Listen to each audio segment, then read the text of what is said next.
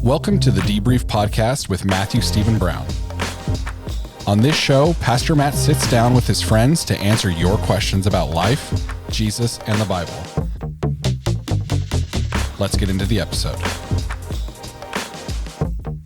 All right, guys, welcome back to the Debrief. It's been a good break, and I want to apologize to all of our regular listeners. I apologize. It's been a busy season with the book, and so we're going to get more regular with this, and the Debrief show is going to let you guys know when these are coming out, what the schedule is, and I'm just so grateful to all of our faithful listeners and appreciate your questions and just your faithfulness to the show. And so I have a good friend here with me today. How many years have you been at Sandals Church? At Sandals, I've been here since 2006. Okay. So what is that, 18 years? Yeah, wow. Is that and the math? you were, what, 11 when you...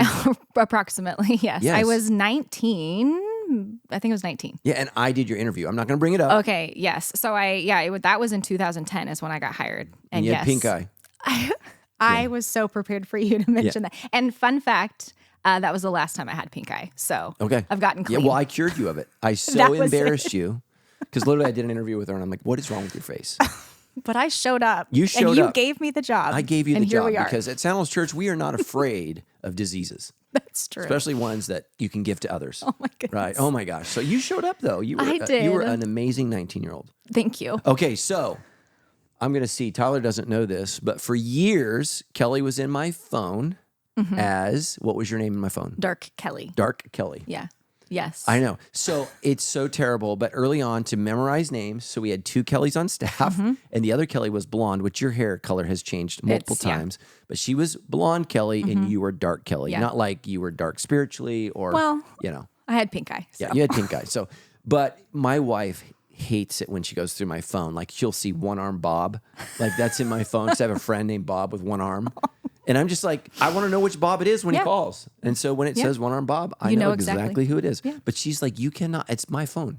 I can put people in for however I want, and so I just have to do that. Like with Tyler, like I have to have multiple names. We like just think about all the names. And at Sandals Church, it's like, okay, who is this? Sure. And I have to flip through a Rolodex in my mind when somebody calls. So I know, okay, who is this? And they're like, hey, how's it going? Yeah. Oh my gosh. I have called the wrong person before. And realized halfway through my Q&A with them that I've dialed, and now I got to play it off like I called intentionally. It's so bad. Oh, that's rough. It is. That is It rough. is because I have people with the same names, and I was at a hotel this week with Tammy, and there were two Matt Browns staying in the hotel. Oh my goodness. I said, I'm Matt Brown. I lost my key, and they're like, which Matt Brown would you be? Yeah. Which Matt Brown would you be? What's the descriptive word that you would assign to you? Because my mom named me John Jacob Jingleheimer Smith. Okay. Do you remember that song? You're not I old do. enough. Whenever we go out, Yes. people always shout, there goes John Jacob Jingleheimer Smith. Na, na, na, na, na, na. Yep. All the young people are like, what just happened? This is from kids who had to entertain themselves in the car. Yes. We didn't have iPads. We were iPads. Yeah. We were the entertainment. Mm-hmm. Yeah. And car travel was awful. Yeah. It You was. almost died as a child. Almost. My parents had a station wagon, and we looked back at traffic. Yep. So that you were guaranteed to get whiplash in case of a car accident. 100%. And no seatbelts. Well, I had seatbelts. You had seatbelts. But different time. My parents had a Ford Taurus station wagon. Oh, yes. And we faced backwards on a bench seat. Yep. That way you died, with the glass right in your face. Nothing was safe back then. Okay, so give me an update. Introduce yourself, not as just Kelly Dark, but you actually have a name. I do. It's Kelly Iott. Yes. Yes. And I'm the kids director here at Sandals Church. Yeah. Yeah. Okay, so tell us about kids ministry. How's it going at Sandals Church? I mean, you're not just at Hunter Park. You're over the entire kids All of it. ministry. Like Yes. all thousands of children. All of them. Yeah, there are thousands. Yeah. So I've been in kids ministry for 10 years almost. The last year I've been in this role. And what's super incredible, I would say things overall are going well in Sandals Church Kids. We open our doors every weekend. Yeah. We have a space for kids every single weekend. But I think one of the most incredible things is just like the stories that are happening. We have kids that are making first-time decisions to follow Jesus. We have kids making baptism decisions. But I think the thing that I would say, because I am here at Hunter Park on the weekends, it's the stories that come from our leaders. Like the life change that's happening in our leaders is so inspiring and so incredible. Just hearing those across the board is really, really exciting. I love it. I love it. I begged Kelly to take on this role. So what is your internet name? You for a lot of our parents who have had younger kids, you have an internet name at Sandals Church. What is it? Yeah, it's Mrs. Coyote. Mrs. Coyote, because Yes. kids can't say Iote. Yeah. So yeah, And it looks like Iote. That is why it's pronounced Iot, but yes, everyone pronounces it Ioti, and so Coyote just kind of happened years ago. I love it. You're super famous on the internet, right up there with Blue's Clues. All right. What do we need most right now? Kids ministry, I think, this is what I believe. It's one of the most frustrating things for me. It has the biggest impact, and the least amount of Christians are willing to even have it on their radar. It drives me crazy. Yeah. So what do we need right now? I mean, it is people for sure. Yeah. If we want to get into logistics, like our goal is that we have one leader for every 8 kids, because our kids, like in elementary, they break into small groups, and you can't have a great conversation when you have 25 kids. That's really challenging. But the reality is we don't have that every weekend. And so our team is really great at being agile and adapting to what we have. And also remembering that even when we have limitations like space or people, like God still works in those spaces. Like there's life change happening. There's incredible things happening. But often when I talk to people, I think serving in kids ministry can be very intimidating, especially someone who's not a parent or doesn't have experience working with kids. You're like, what do I say to a child? Like, how do I engage in conversation? Right. I don't know the Bible. I'm new to being a Christian myself. Like, how do I do this? I just had a conversation a couple weeks ago with someone. She helps on our check-in team, so she never goes into the room with kids, but she kind of was like, hey, if you do need help, like I can jump in, but I don't know my Bible. Yeah. And I told her, I was like, well, great news. You don't need to. We have everything covered for you. We tell the stories for you. Everything's on video.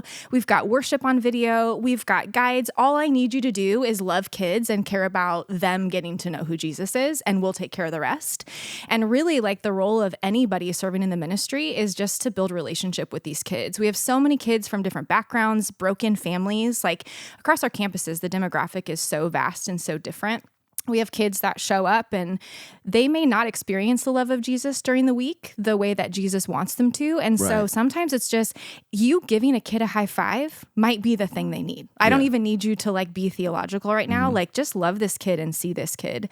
And so I think there's a lot of preconceived ideas of what it means to serve in children's ministry. And so anytime I get a chance to have a conversation, I'm like, we'll knock those off the list. Just show up and be here and love these kids. Yeah, I love that. So I got to say, the last time I volunteered in kids ministry was last year, and I was intimidated. Yeah. And I had 4-year-olds, and I had a young man that was very gassy, and he kept tooting on me. And I was like, do you need to go to the bathroom? And he's all, I have allergies. And I'm like, I don't think it's your nose that's the problem. My nose is affected.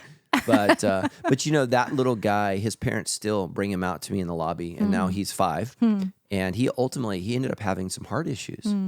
And he had to go in for heart surgery. And so I was able to connect with the parents and pray for them. Think about your 4-year-old having to go in for heart surgery. And so that's very, very scary. Yes. And so, but he's doing better now, very, very healthy. And I think ultimately I don't remember if they did or didn't have surgery. I haven't talked to them recently, but I think they were holding off because they did some dietary changes.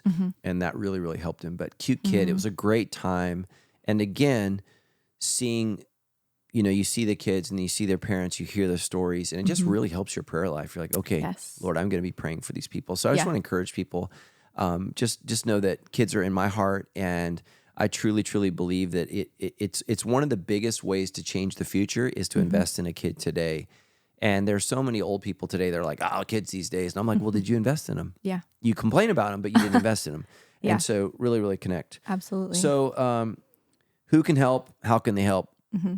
What would you say? Yeah. So I think just to reiterate, anybody, we do a background check. Yes. So we do want to make sure that you're Not safe. anybody.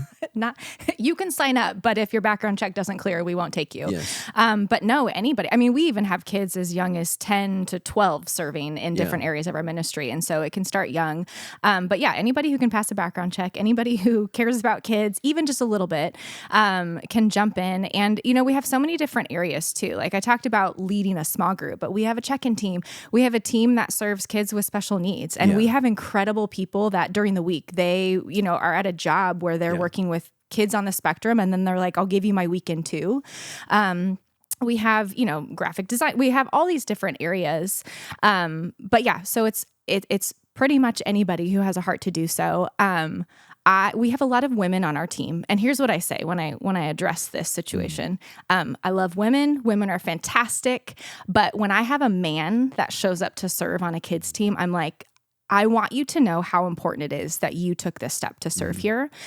Because we do have a generation where, we have fathers that are not present. And so for the men that are showing up, willing to build relationship and get in conversation with these kids and like love on them is so, so important and so valuable.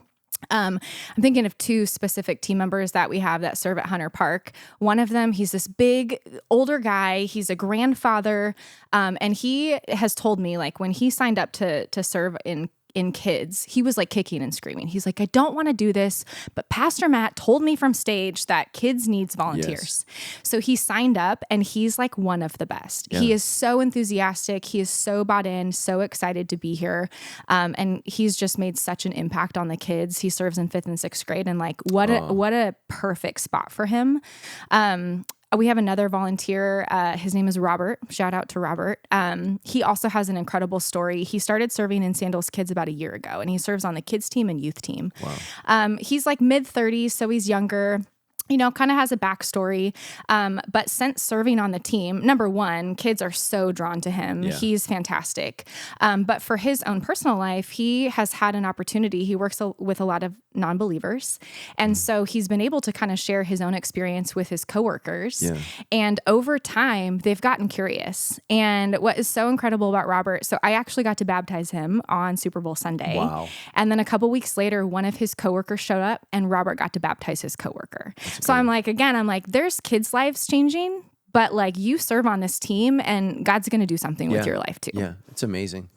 One of my favorite scenes of The Chosen is when he sits down with the kids who are curious about him, and they find him, and he teaches them. And one of the things he teaches them is not all adults are safe, but he's safe. And I thought it was just a really, really touching scene for me in that show. All right, we got some tough questions today. Okay, let's do it. So I love our audience. I love the questions that you guys send in. I love how transparent and real you guys are. But we're going to start with Joe from Redlands. Joe, thank you for using your name and letting us know where you're from, and we'll be praying for you. So Joe says, I'm a stepfather of 2 children who are 5 and 7. It's really great, but also very hard.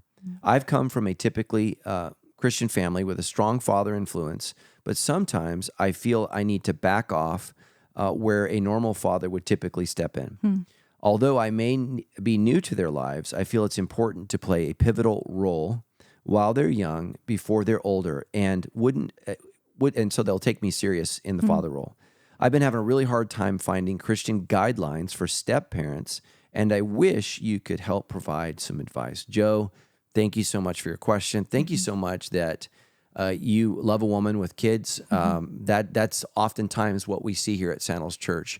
There's a lot of people that come from broken marriages, and divorces are reality. And so I just appreciate men that are willing to take on this added responsibility, because it is an added responsibility. And I just want to say I'm grateful to you, and I'm praying for you. I'm sure you see this a lot. Yeah. What would you say to Joe? Yeah, I would first and foremost just celebrate the fact that Joe's asking. That just shows intentionality right out of the gate. It shows that he cares, and he wants to do this well and do this right. So I think for sure, let's pause and applaud that. Hearing that these kids are young, 5 and 7, there's some incredible opportunity there to really build a relationship. Because it's a little bit trickier if they were 15 and 17. Like there's a lot of backtracking you have to do there. So Joe, I would definitely encourage you, knowing that they are young, like they're in this place of life where they are looking for the influences, and it sounds like your desire is to be a positive influence, which is fantastic. Without context of knowing, is biological dad in the picture, I don't know, but I think what I would say first is, grace comes to mind. Grace for yourself, grace for these kids, because you are building relationship, you're building trust. That takes time, and I don't know how quickly it's going to happen. It could take several years to do so, depending on the dynamic of the family. So I think even pursuing unity in the family, what does that look like? If biological dad is in the picture, or whatever that looks like, unity is super, super important. And obviously be in prayer. Like just, I would say first and foremost, Joe, in ensuring that you are continuing to pursue a personal relationship with Jesus. And I think, when we do pursue Christ, like our life naturally produces fruit, and that overflows. And in the role of a parent, step parent or otherwise, our kids are watching us. And so what overflows, either verbally or otherwise, they're going to see that. They're going to pick up on it. And so I trust that, if Joe is kind of taking those steps, and obviously we're not looking for perfection, but those kids are going to see those efforts. Those kids are going to respond to that. But it is a process of building trust. And so giving yourself grace in that process, I think, is important. And two, I think, community. Are there other men who maybe are in a stepfather role, maybe are a little bit ahead of him, that he could kind of glean some wisdom from their experiences, positive or negative, I think is also really valuable. Yeah. Man, Kelly, I think that's just really wise. Joe, I think what I would really hone in on is what Kelly said about where's the other dad. So it's a big part of the puzzle, because if there is no other dad in the picture, what I would encourage you to do is, if you're serious about that, is move towards adoption. Because what that's really saying is, I don't just love you and am responsible for you, but legally I want to adopt you. And so that's something that I think that's really, really important for dads that want to be the dad. Right. Now, if there's another dad that's in the picture, you're on really, really thin ice, and you got to be really, really careful, and just understand that all children that come from divorced families are victims of divorce. They had nothing to do with it, but they feel oftentimes very responsible for it. And so this is not to shame anybody that's been divorced or is going through a divorce. Just know this: anyone who tells you divorce does not impact a child is lying. They are not telling you the truth, and it impacts boys more than girls. That doesn't mean that it doesn't impact girls. It's just, for whatever reason, the female gender is more resilient to not having the father figure in the home. Now, why do I say that? Because in most divorces, the father leaves. Yeah. That's not every situation. That's in most situations. And boys are severely impacted by the loss of their father being present at all times. So if the dad is present, you're a competitor. Yeah. And the kid is in this terrible situation. Even if the guy's a bad dad, a bad guy, did bad things, that's not the kid's fault. Right. And you got to be very careful not to insult or put down their dad, because he is a part of them. And so what you need to make sure is that you're affirming the dad, you're encouraging the dad, unless the dad is abusive or hurting the child, right? Then you need to intervene and do so with your partner's blessing. And I realize that's a tough situation that may need to be navigated with a mediator. But what I would just say is, what's important to the kids is that they know you love them. I love you and I care for you. And I want to be, I would use these words, a father-like figure in your life. So I have one dad, but I have tons of father-like figures in my life. The Apostle Paul calls himself a father to Timothy and to Titus. Says that in the Bible. You have many people that influence you, but you have one father. The Apostle Paul says that. And so just say, I want to be a father-like figure in your life. So then I would ask them, what does that look like to you? And I would just ask them. And then hopefully what you want to hear from them is, what does it look like, from you as a dad? What are you looking for? And I would say the opportunity to have fun, the opportunity to play, but also the opportunity to help your mom guide you. I wouldn't use the word discipline, stay away from spankings or anything like that. I think in this role, that if you guys are a family that chooses to spank, that needs to be the mom's role. I would not put my hands on them in any kind of physical way. And that may mean you got to go outside and put hands on yourself sometimes, because co-parenting in your situation is a really, really tough thing. Parenting is hard. Yes. Parenting kids that aren't yours is even harder. And so just understand, these kids have had love broken in their life, and you want to be a part of healing that love in their life. And that's going to take a lot of patience. And, the model that you had from home, a Christian home, Christian values, that's going to serve you. But just know, you're not in Kansas anymore. You're in a new place.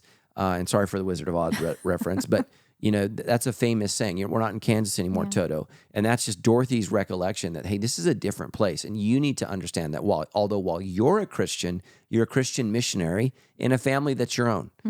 And that's just what you signed up for. And as Christians, the most important thing is that we contextualize the gospel. So we have missionaries, and they have to contextualize the gospel to India, to Japan, to Russia, to wherever they're going. Their job is not to make those people live like Americans. Yeah. Their job is to live like them in the context of Christianity. Missionaries struggle with it. Christians struggle with it. That's why churches don't want to change. It's us four and no more. You have to change. And right. So think about our Love Is series. Love does not demand its own way. And just every night before bed, pray 1 Corinthians 13 to yourself and with your wife. This is what love does. And you made a commitment to love this woman and to love these kids. And I would reiterate that, especially when you've had a tough evening. And there are going to be tough evenings because 5 and 7-year-olds don't want to do homework. They don't want to clean up their rooms. They don't want to put away their toys. And I think the magic of step parenting is to find ways to make what you want the kids to do fun. So instead of disciplining the kids for not cleaning up their room, make it a game. Make it a game. Instead of nagging them about their bed, make it a game. Figure out how to make it fun. And then praise when they get it right. They say 10 to 1, it's probably 100 to 1, 100 praises to 1. We can all remember criticism. We all forget praises very quickly. And so just really, really try to be Christ-like and have grace for yourself, like Kelly said, and for these kids. And I just want to say thank you so much. But the reason that there aren't materials on this is because it's really hard. So there are 2 conflicting issues in Christianity. One is the stance on divorce. Publishers tend to shy away from a curriculum like this because they're worried that somehow they would be inadvertently celebrating divorce or encouraging divorce. And so, divorce is to be avoided at all costs, with very, very few exceptions. Abuse, abandonment, danger. Like, we all need to really, really hold up the sanctity of marriage. It's a very, very special thing in the Christian world. Sometimes divorce happens and we have to work within that. So that's why there isn't a bunch of materials. And so you're just a new territory. You're a missionary in your own home. Figure out a way. And I would just ask your wife, how can I love you? How can I serve you? So what is Christian leadership? It's service. How can I serve you? How can I serve the kids? How can I be there for you? How can I support you? And sometimes that simply means you're standing by while she disciplines. You're with her because you don't want mom and dad, how they can, well, dad said or whatever, because you don't want to be Captain Fun when she's Captain Evil. So you want to make sure that you're standing with her when she's disciplining and help her do that. And just know that being a mom is really, really hard. And here's what the studies show. When a mom is loved and supported and feels secure and safe with her husband, she's the most amazing parent. When you take away safety and security from a mom, they're not the best. And that's what the information says. Go figure. God knew we needed each other. And so, I remind myself that all the time when Tammy and I have conflict or we have differences of opinion. It's our differences that make us stronger. So we are different biologically. We process things different mentally, emotionally. We are different in every way. We have different personalities. And so when we think the same, act the same, and are the same, we don't really complement each other. It's when we have a difference of opinion. And I try to remind myself, okay, this is why God gave her to me, because she sees things I don't see. She feels things I don't feel, and she'll do things I won't do. And so then, and she needs to think about that same thing. But you're rebuilding trust. You didn't divorce your ex, but it's a crowded bedroom, my friend. And just understand that those pains are going to be real insecurities. And in the back of her mind, even though she loves you and trusts you, she's going to be wondering if you're like the other guy. And that's just, when we fall in love with someone who is escaping an abusive, broken, or a marriage just where there was mistrust, even in dating, we're inheriting that. And so we have to understand that. And so we need to be patient and loving and kind in that. So go through 1 Corinthians 13 and really work through that. And so, Kelly, that was great. That was a tough one to jump in. Sorry, we started from the deep end of the pool, guys. Okay, this is Lori in Beaumont. My family has to sell our home. Oh, I'm sorry, Lori, for that. And move in with family, who do not have faith. Oh, gosh. I moved in with my in-laws for a couple of weeks and felt like years. I think I aged in dog years. And my in-laws were great. Let me say that, but man, I just needed my own place. My children love God. They love the Bible, but they also love their grandparents and listen to them. Because they do not have faith. Did I miss that? My family has to sell our home and move in with a family who do not have faith. Right. Okay. Do you have any words of wisdom on how to keep my children to keep their faith even with family who are so against it while we temporarily stay there? I would just encourage your kids, I'm going to jump in and let you go, to just say, hey, we love grandma and grandpa. They're being very good to us right now because they're putting you up. And so you have to honor that. And so I would just say God and Jesus is something that's important to you. And that's something that only you share in that group. And with grandma and grandpa, it's not something that we share. It's something that we hope for. something that we long for and something that we want to happen, but that's just not where they are right now. And so, I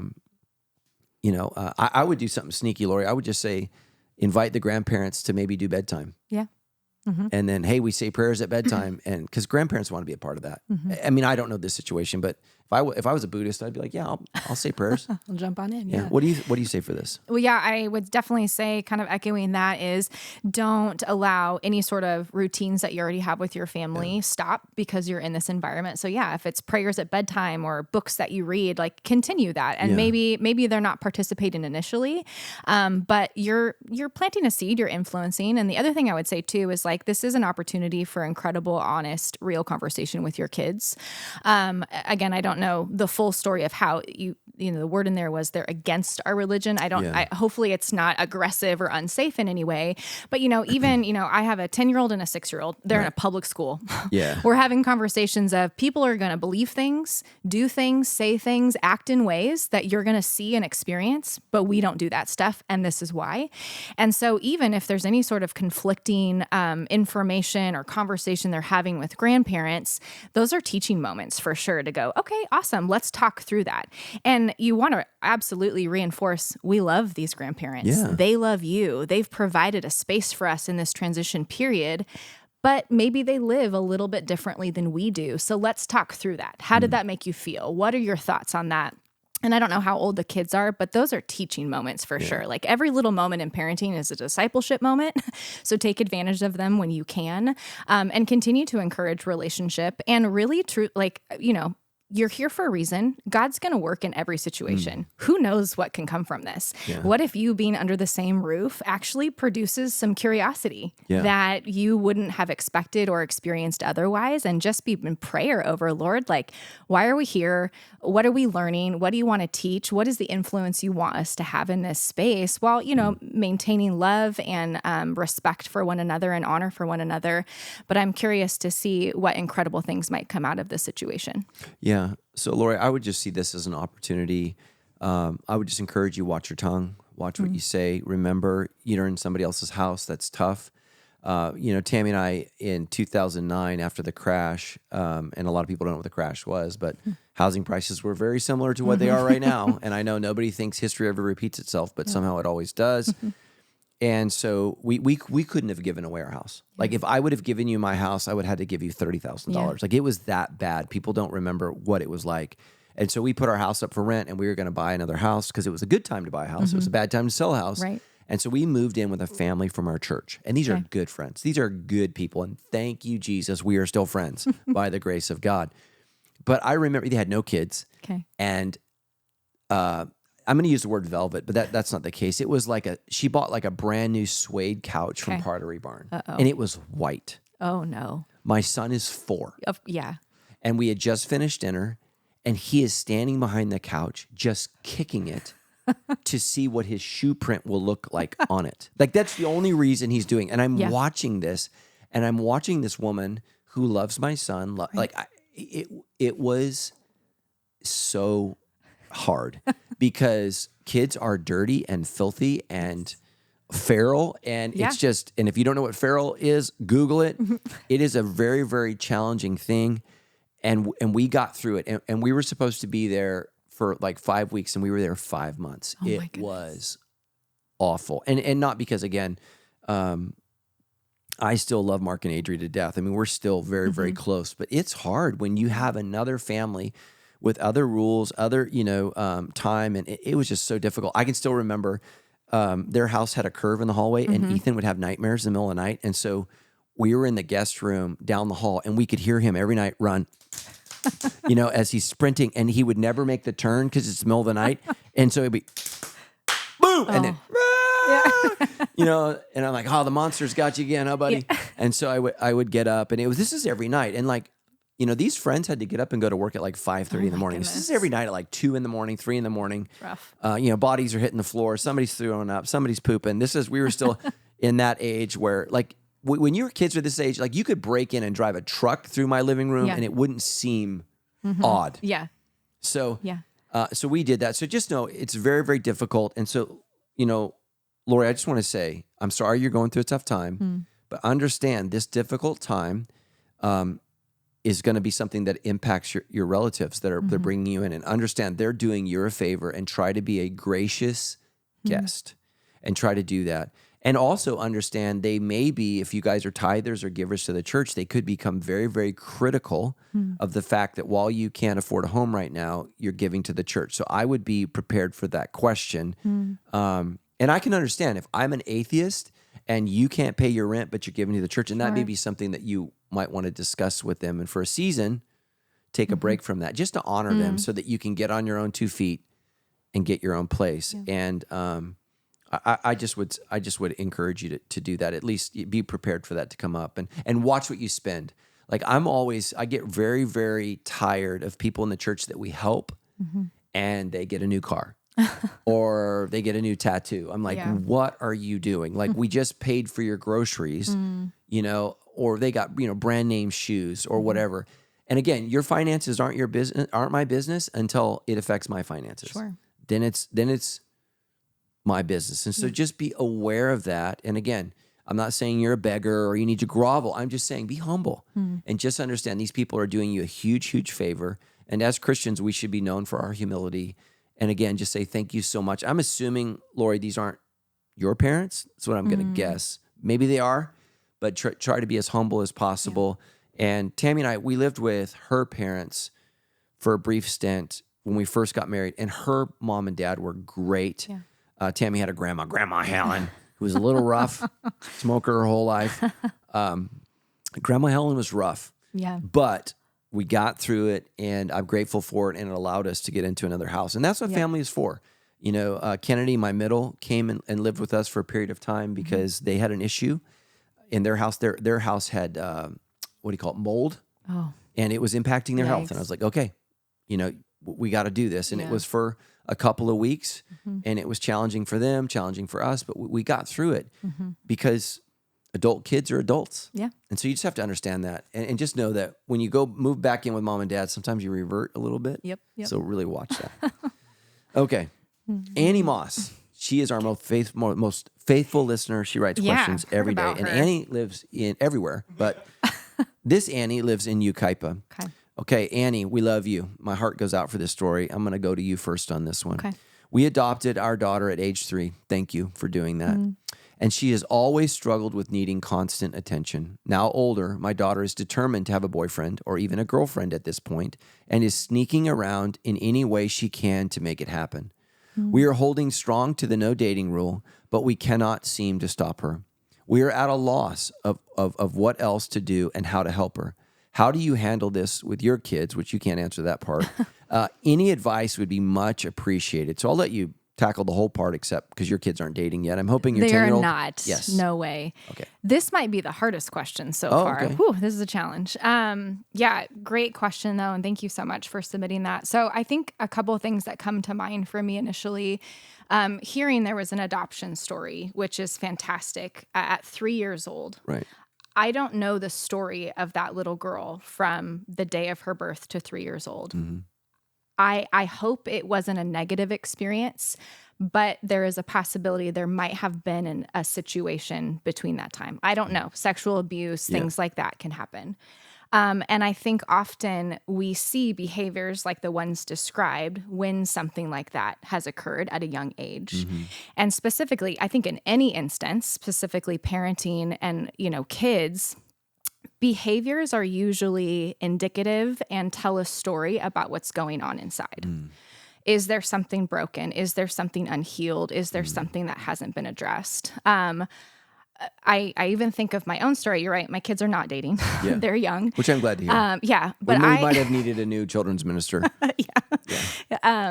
But I started dating really young, like too young. And I've shared my story with you before where like pornography is like a significant part of my story. And I would say my behavior similarly of, seeking attention, losing my identity and being very unclear about who I was and what my identity is resulted in behaviors that are pretty much described right there. And the issue was I had some heart problems going on in an unaddressed situation. And so I don't know how old their daughter is now, but I am curious, is there something in childhood that has happened that is causing these behaviors?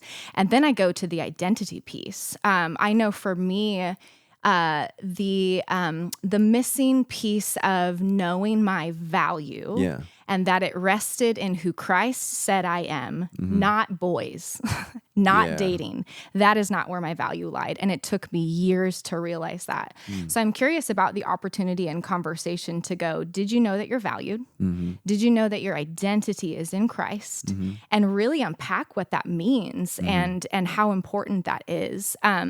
Years ago, I'm hoping this book is still a good book to recommend because it was really impactful for me. At this point, I plan to have my daughter read it. It's a book called Captivating. Okay. I've read that 3 times, and I read it at 3 different periods of my life. And it talks all about just the value and identity piece, specifically in girls and women.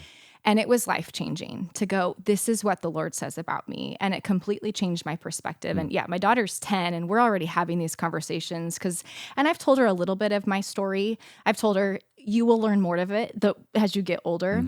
But I want you to know your value only rests in the Lord and who he says you are because you're his and no one else is going to validate or fulfill that. And so I think about this girl and it breaks my heart that she would seek attention and crave attention from everywhere else because that's never a long-standing solution at all. And it's the Lord. He's the only one that can fulfill that long term. Yeah. Yeah. I remember the first time I heard your testimony, because you are beautiful, smart, this amazing person. And when I heard you share, your battle with insecurity, I remember my jaw dropping because I'm like, okay, you're incredible. And she can rap. Like a lot of people don't know this, but secrets out. Yeah, no, like she can literally lay down some raps, man. And I was like, oh my gosh, and dance. Like you're like, it's disgusting how talented she is. But even someone like you, it just shows you can't judge a book by its cover. You don't know what's going on the inside. Right. And so, just know that with everyone. Like from the day I met you, I knew you were super competent, a very amazing person. And I remember that vividly. Think about that, even when you were 19. Yeah. So I was like, okay, this girl's got it together.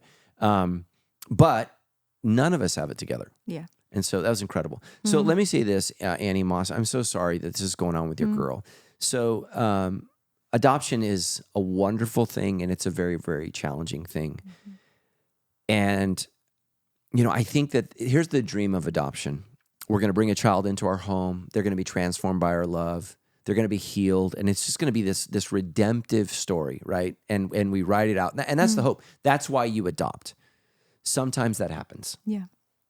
And sometimes these kids are damaged at an early age and broken in ways that our love as parents can't heal. And so, I think about Noble in our own church.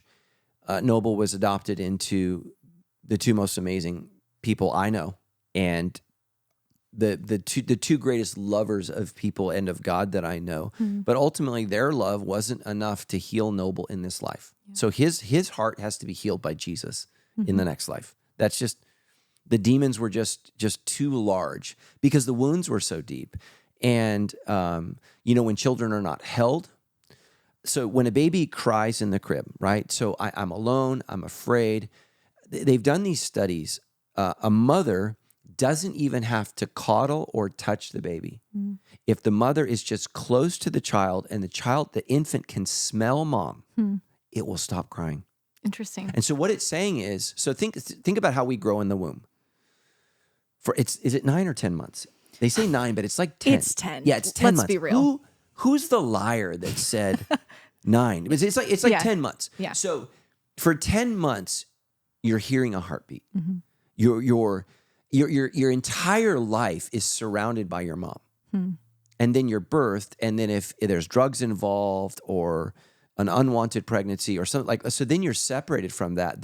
That's terrorizing. And then you cry and no one comes, or you're spanked or abused. And unfortunately, that happens to infants. And I mean, I've had to turn parents in. I remember one time holding a kid and the shoulder was dislocated, and I'm like, okay. And unfortunately, my friend, the police had to be involved because he shook his kid. And it's like, look, man, and he hadn't dealt with his own issues. Yeah. So these kids don't bond, can't connect. And so really human beings at our core have two core desires. Now, this isn't what the Bible says. This is what psychology says. So one desire is for sexual attention. So it says, I'm wanted. So for little girls, you're pretty, you're cute. You know, it's kind of what you struggled with. You know, who am I? And so that's normal, right? That's part of the process where we learn to leave our mother and father and cling, as the Bible says, to our spouse. That's that sexual drive that makes us all a little crazy when we turn teenagers. Your daughter hit this sooner because there's a deeper need to be held at an early age. So when you say she was clingy instantly, well, of course she was, because she wasn't held. Yeah. There's also the biological component that we need to talk about. Like, you know, LeBron James' son is going to get drafted. My son is not getting drafted because he comes from my DNA. And we need to understand DNA plays a part. Yeah. And so when these kids come from chaotic, wild, I'm going to use the word crazy parents, you just have to understand that's in the cookbook. Yeah. And that's what you're getting. On top of, were there drugs involved in their pregnancy? You know, the mom wasn't taking vitamins, the mom was doing meth. Like, there's all these issues that really put this kid way behind other kids. So one is a sexual desire. Am I pretty? Am I handsome? Am I wanted? And this is, we're having the series on men. The greatest problem in the world today is men who feel like they are not sexually viable or wanted. It's a huge problem for males. So think about young Muslim men that blow buildings up. What do they get when they die? 72 virgins. Oh, why is that appealing to young men? Because the women on this earth have rejected me. Yeah. And so I want, and we don't think about this, Vikings. Do you know who went on the ships to rape and pillage? It wasn't men with families. It was the unwanted, the unpicked men will get on a ship to go get British women and the Anglo-Saxons because they were littler, you know, and they could force themselves. So this has been a problem for whatever. So sexual attention and men and women, this is an issue, even for your little church girl that you're raising that loves Jesus with all her heart.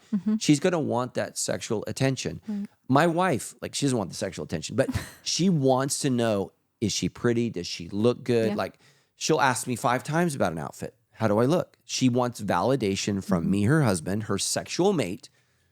You look good. Right. I affirm. The other is admiration. So this is success, glory. It's why men work themselves to death. It's why we do what we do. It's why we try to make a difference in the world.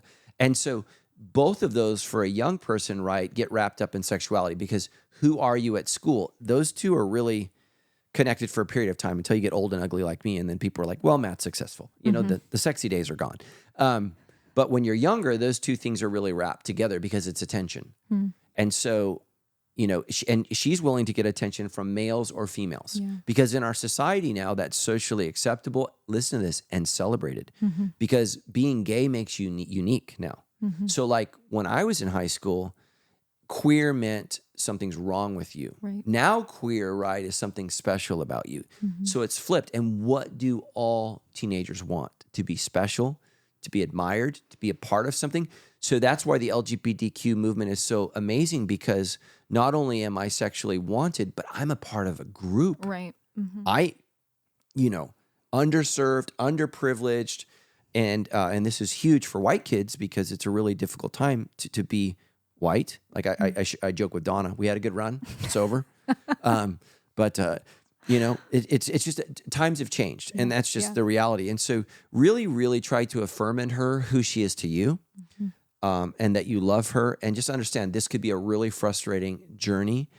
We brought my niece into our home when she was 16, and I just knew that the love of God was going to transform her in my leadership and my superpowers.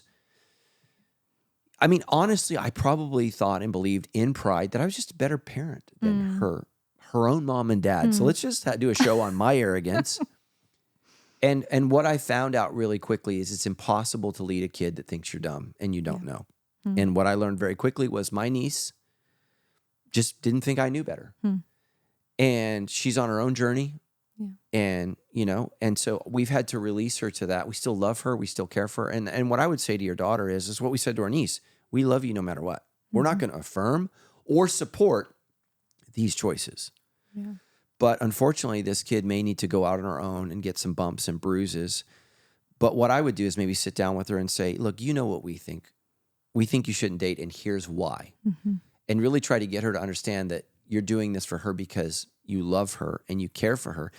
But at the end of the day, you cannot compete as a parent with the sexual attention that your teenager gets from another boy or another girl. It's just like you're battling hormones. Absolutely. Like, you know, up to about 12 years old, you have more influence than you know what to do with. And then after that, it's just hang on. It's really, really hard. And so I would say with some kids, you know, you got to hold your boundaries, but with some kids, there are no boundaries, and you got to figure out which kid you have, because some kids just see rules as being broken. And so what I would just say is I'm praying for you. And what I would do is sit her down and say, I really, really love you. I really, really care about you. Here's why we adopted you. Because we want to give you a better life, and help her to see what that means. And so, you know, we've had families in our church, you know, where the kid is like 17 and they're like, we can't do this anymore. Yeah. Because the kid's bringing in drugs, bringing in boyfriends, you know, bringing in people when you go to sleep, and it's making the other kids unsafe. And so, you know, what I would encourage you to do is to hold to boundaries that you can keep. And so don't set her up, because you know that there are some boundaries she can't keep. And so, like if a kid's sneaking out at night, man, I mean, you can't put your kid in a prison. Like you're going to be on the news. So just say, hey, here's why we want this. And at some point, this is going to blow up in her face. Use that as an opportunity to, and that's what we did with our kids when they broke our rules. We had a no dating rule. Our kids violated that. And so, and of course, it blew up in their face. It always does. And I said, this is why the rule exists. Yeah. And again, I just remember what it was like to be a teenager. I think some adults forget. And so we need to quit seeing ourselves as mom and dad and put yourself in the situation of a teenager. And just remember what that felt like to be pimply, to be smelly, to not feel loved, to not feel seen. I felt small. You know, did you feel attractive? No. Which is crazy. Like, have you seen yourself in a mirror?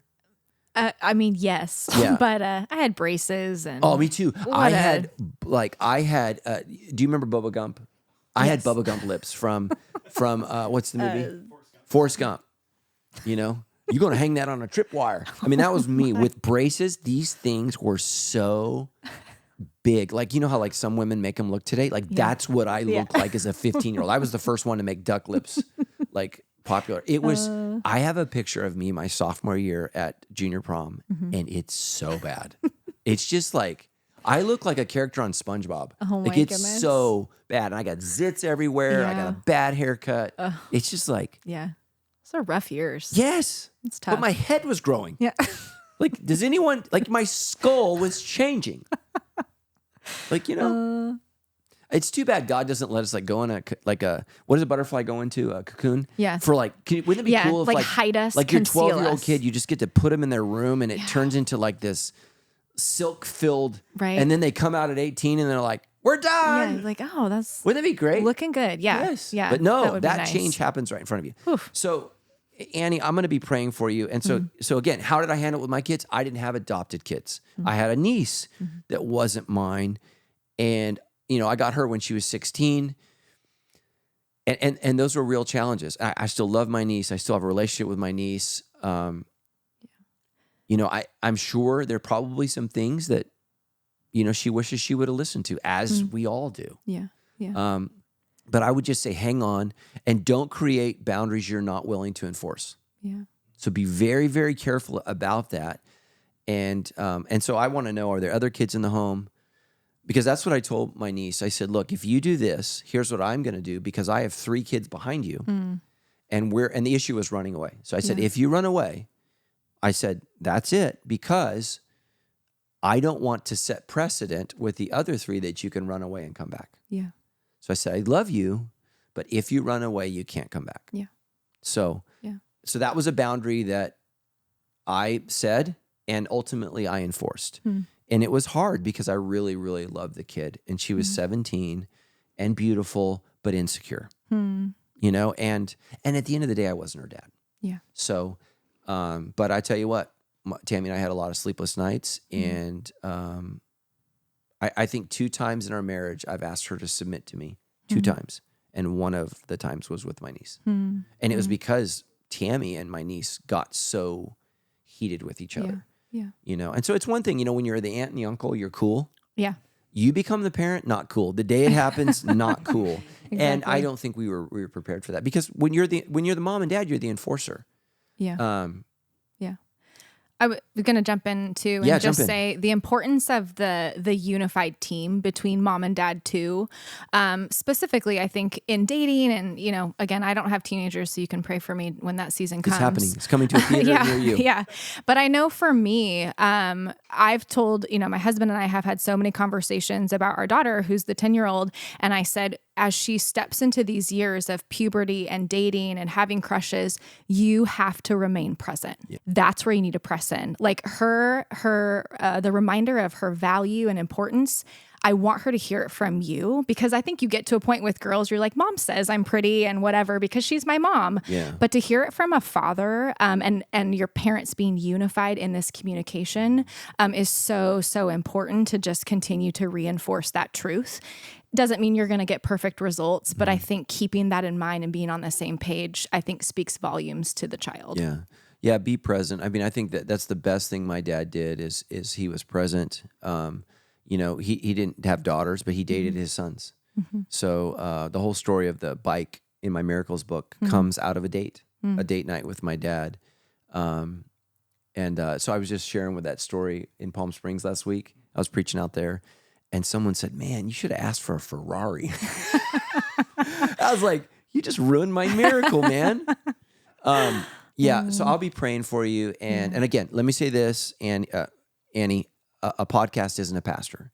So if you go to one of our campuses, what I would love you to do is sit down with a pastor, sit down with one of our youth leaders who can see the whole field, right? So this is like a radio broadcast. I can't see the field. I don't know the players, and I'm trying to give you advice on your life. Sit down with a pastor, let them figure out the situation so they know all the pieces, and let them pastor you. Yeah. And I think this is one of the things that if I could encourage every listener in the debrief is allow yourself to be pastored. I know that's scary because the church abuses and some pastors are evil. I do my best to not let evil people hear. Unfortunately, from time to time, they sneak in. It would be so nice if evil people raise their hands, but they don't. People get into ministry for all kinds of reasons. I want the people who are gifted and called by God and want to serve God. And so let someone pastor you. It's just so important. You know, when my dad was diagnosed with dementia, I called our campus pastor here and cried on the phone to him and just said, I need you to be the pastor because I need to be the son. Yeah. So I don't just say this to you guys. I go and meet with a group of pastors in Orange County, a retired pastor named Kenton Beshore. He was the pastor at Mariners Church for, I think 40 years. And he pastors me. He's my pastor. And pray for me because one day, you know, a lot of those older guys will be dead and I'll be the old guy. And so I'll have to let younger guys pastor me. But we're all sheep. The Bible says it 212 times. Many times it says, like sheep, we have all gone astray. We need to be pastored. And that's someone who loves us and wants the best for our life and helps deliver us from the wolf. And that's just what we need. And that language is so important to us. So just want you to know I'm praying for you and your daughter. I would encourage you guys to pray. When she's gone, I would pray over her room. I would pray over your house. And if she's willing, don't make it weird. I don't want her to, feel like she's in Shiny Happy People or what's that other show where they're all weirdo religious people? They wear the red outfits. Oh, Handmaid's Tale. So I couldn't watch Handmaid's Tale. And here's why. I told my wife, I said, that's what the world thinks we do. They think we're all weirdos like that. I was like, I can't watch this because it reinforces that all religions are wacky and they're just not. People are wacky. Some people get born again and get healthy.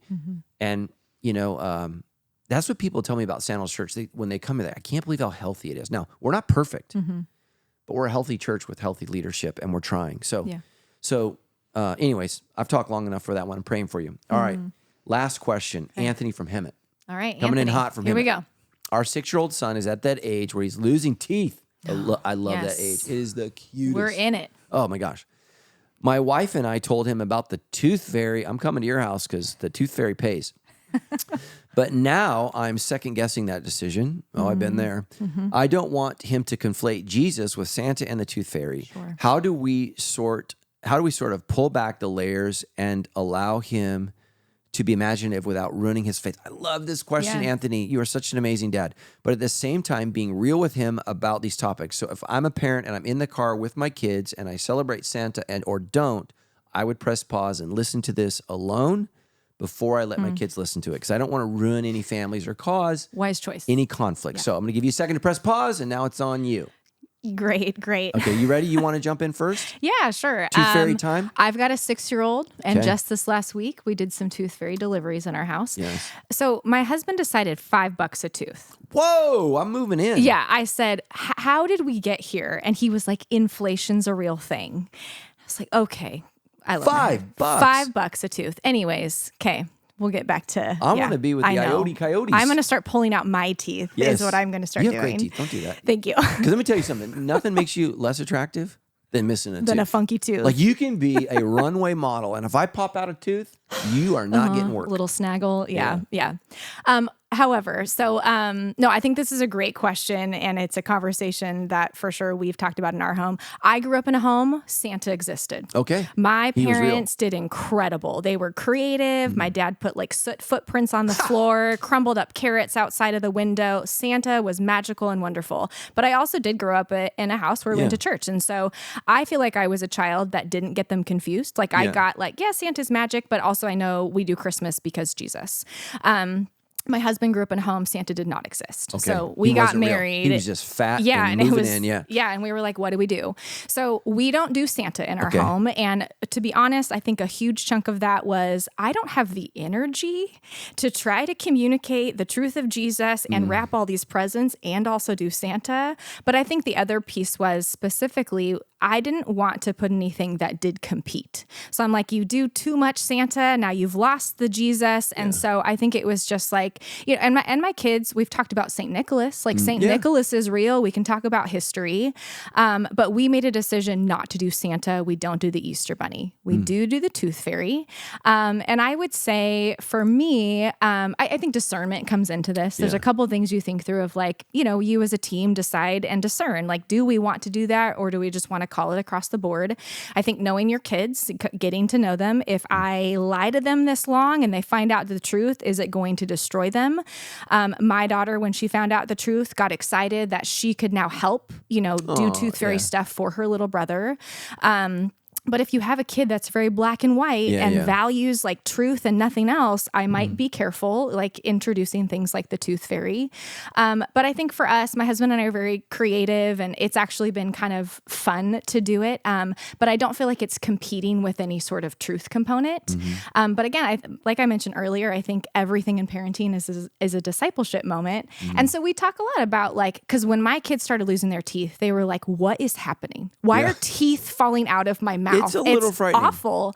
So it was a conversation of, hey, God made our bodies. This is what they do. This is the process they go through. So you can even kind of pair it. You can pair fun and truth in the same space. But I do think it's discernment. So again, out of all the invisible magical creatures that we could do, Tooth Fairy is the only one we do in our house. And it's worked. And $5 a tooth, we better finish up this Tooth Fairy thing. Yeah, I love what you said, because I've had nightmares. I haven't had it in a long time, but I used to have nightmares where my teeth fell out. Have you guys ever had that? I have not. Yeah, like I would like in my dream, I'd be like, and they would just like fall out.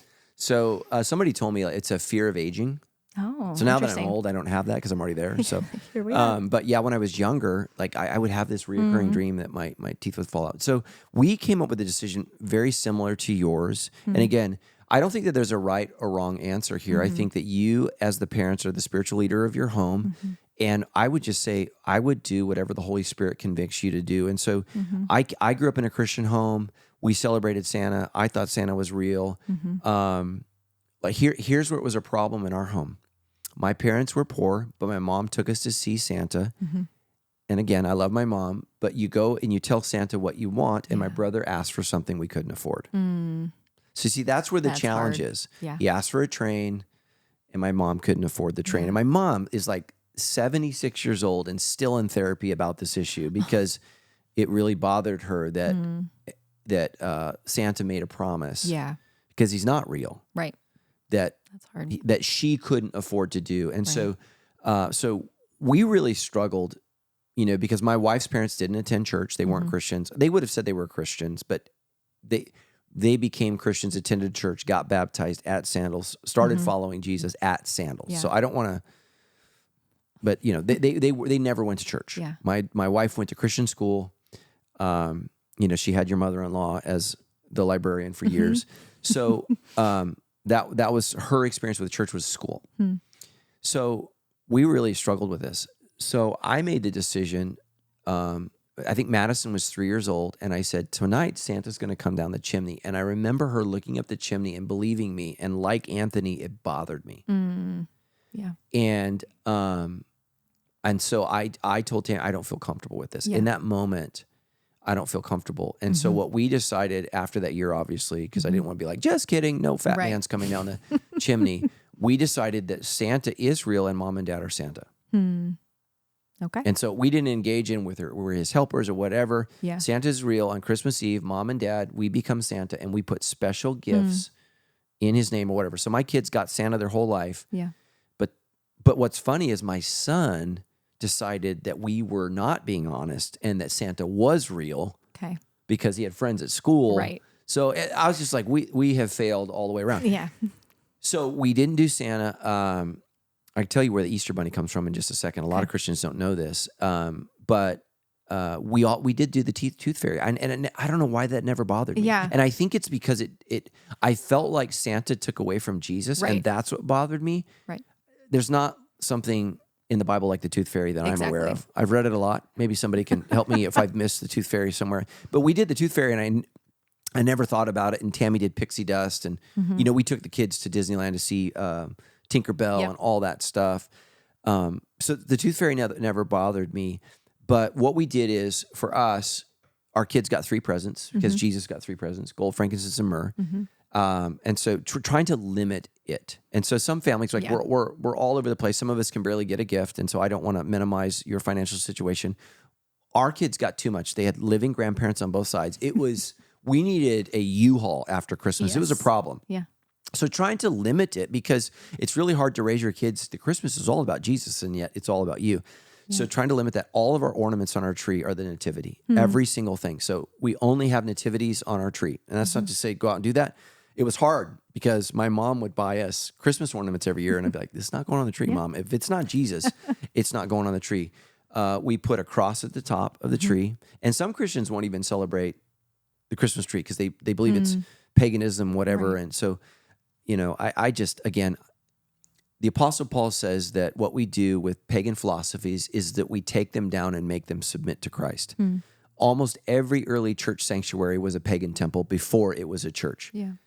I'm okay with a symbol being something that was pagan. It's why we use the Enneagram here at Sandals Church. Some Christians lose their minds. I'm like truth is truth, man. It's all God's truth. And if the devil's strategy is to help us be real with ourselves, it's a bad strategy. Because I think what he wants to do is confuse us. Now, do Christians go too far, get nutty, whatever?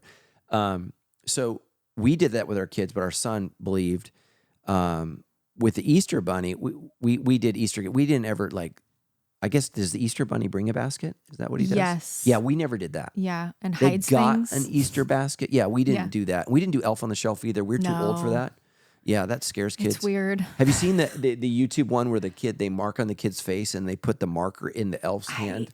It's It's like, dude, something I feels had off. an issue with Something Spider-Man feels as a off. kid. Like, I was terrified of Spider-Man. I can't imagine scaring your kid to death with No, Elf on the Shelf. I don't He need that. moves throughout your house at night while you're sleeping. Anxiety is already a real thing. Yes. We don't need to add to it. Oh my gosh.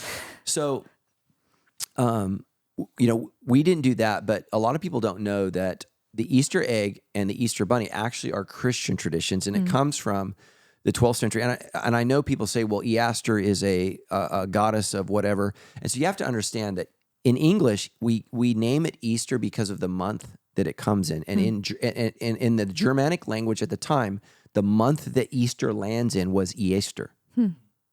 Now, there was a cult of people who worshipped a god of Easter, and we only know that because a Christian monk wrote one line in his journal in 1250 AD. So anybody who tells you, and I've looked this up, Anybody who tells you they know the pagan roots of Easter are lying. It comes from one verse. It's the only thing ever been produced about a monk who says there were these people who used to worship the god Easter. But that's probably also affiliated with the month. And just to blow your minds, many of our months are named after either planets, stars, pagan gods, or emperors. So everybody who's Wild. freaking out, who thinks that we've escaped this, Yeah. August, Augustus, Julius Caesar. I think is June Mars. March is Mars. So I think March is Mars. I have to go back and look at them all. September, Septimus. The Roman calendar had 10 months. They added 2, so that's why they kind of like, we added holidays. They added 2 emperors' names. But a lot of the things that we just do are pagan in origin because people were pagans. Yeah. And then they got converted. And so Christians just need to relax, take a chill pill, and decide for yourself what you want to do. But what I would say is, for me, the issue with Christmas was the competition. Right. I wanted my kids to know, and same thing with Easter. Easter is not about Easter Bunny. It's about Jesus dying on the cross. So those two events. So where did the Easter Bunny come from, and where did the egg come from? The Easter Bunny comes from a Western German brown hair rabbit. So the OG Easter rabbit's brown. Oh. Yeah, and he's Not been, as cute and fun. Yeah, he's been get overtaken by the white rabbit. You know, we all know how that goes. So the original rabbit is brown, and so not to be gross if children are listening. So human beings, right? When a woman gets pregnant, right, the egg is in a certain position at a time, and if there happens to be sperm present, it can inseminate, and we get a baby. Yes. Rabbits, a female rabbit's eggs drop during sex. Oh. That's why they get pregnant like that. Interesting. So it sends an egg down the chute Wow. when they're that's why they get, say you're multiplying like rabbits. But the brown hair got pregnant so quickly, and they didn't have science, they didn't have X-ray machines. They thought the rabbit could be impregnated twice. Born again. That's where it comes from. Interesting. And so, right, as Christians, we're born again. There's new life. That's where it comes from. And the Easter egg comes from the only food that could survive Lent was an egg. So eggs were very precious, protein rich, and people were very, very poor. So you would paint the egg red for the blood of Jesus or green for the hope of new life, and then you would hide it so that no one ate it. Wow. Because people were starving. Yeah. And so an egg, if it's buried somewhere that's cool, can last 40 days of Lent. So then on Easter morning, what do we do? Where do we put the eggs? We look for them, the Easter egg hunt. And so you can imagine kids that are malnourished and starving get to eat a boiled egg, which would have been considered like, going to, what's a super expensive restaurant? My mind is blank. Ruth's Chris. That's the one I was thinking of. Dude, you and I are on the same page. That's like going to Ruth's Chris, like a super expensive steakhouse, because people did not eat protein, and malnutrition was a huge, huge issue in the Middle Ages in the church. And so it was a neat thing. And so when they come to America, they bring this tradition of looking for the Easter egg, and you paint it to decorate it. So, That's fascinating. yeah. So that's where it comes from. And I've literally done the research, and I know someone's going to fire off an email because you read something on Google, sorry. And I just want you to know, I've read the original sources. I've traced it all the way back to where it comes from, as far as we know. Easter is just the German word for that month on which the Christian holiday of celebrating the resurrection happened. And so that's why it became Easter. So interesting. I know. See how we all learned today? I know. So parents, just know parenting is an experiment on little children, and it matters. So do the best that you can. Yes. So what I tell my oldest daughter, all the counseling is for free, and it's on me. Because we didn't know what we were doing. You were our guinea pig. For sure. So, all right. Thank you so much for listening today, Kelly. Thank you for being on the show. We love you guys. Thank you for entrusting us with these really, really hard questions. And parenting is hard, but it's worth it. And so let me encourage everybody. Let's help these parents out. Let's volunteer on Sundays. Let's volunteer on Wednesday nights. Let's get involved in kids' lives. Let's help them to know that they matter. And just know, all kids are trying to find their way. They're trying to figure out who they are. And especially those of you who are raising teenagers, the number one question of a teenager is identity. Who am I? And, I don't think that the Christians, we have announced loud enough and well enough that who you are is in Christ. It's not in your sexual identity. It's not in your wealth. It's not in the clothes you wear, and it's not in the color of your skin. It's in Jesus. And so we've got to do that together to help these kids out. All right. I love you guys. God bless.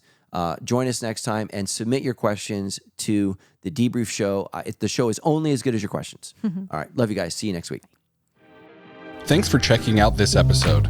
If you'd like to support this podcast, you can donate at give.sc. This podcast is a way for Pastor Matt Brown to answer your questions about topics like the Bible, God, relationships, and culture. Like Pastor Matt often says on the show, a podcast is not a pastor. If you'd like prayer or need to speak with someone about a specific situation you are going through, you can email us at help@sandalschurch.com. If you enjoy this podcast, please like, comment, and subscribe. Thanks for being a Debrief listener.